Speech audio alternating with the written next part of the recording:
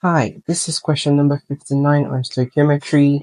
What mass of ethine is produced when 3.5 moles of calcium carbide, that's calcium carbide there, are completely reacted with water?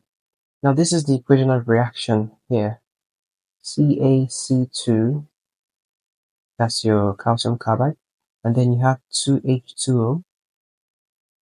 Now we have C2H2, that's your ethine, plus we have calcium hydroxide there, CaOH2.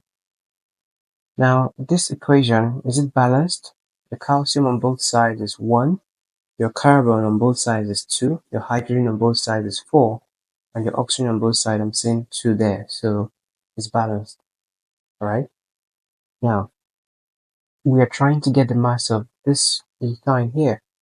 So let's quickly get the molar mass of ethine, okay? So that'll be 2 multiplied by whatever carbon is, plus 2 multiplied by whatever hydrogen is, and then that just gives us what? 12 times 2, that's 24, and then plus 2, that's 26. That's right? Okay, so leave that aside. What mass of ethine is produced if I have 3.5 moles of calcium carbide? From this equation here, you can see that 1 mole of your calcium carbide produces 1 mole of your ethine. So that means that 3.5 moles of calcium carbide will also produce 3.5 moles of ethine. Okay, that's just what it means. It's logical, right? It's logical. So the moles of ethine produced in this question is going to be 3.5 moles. You can see that. Now, moles is basically mass over molar mass. So I'll just write that here. Moles is mass divided by molar mass. I know that most of you are familiar with this. So this will help us.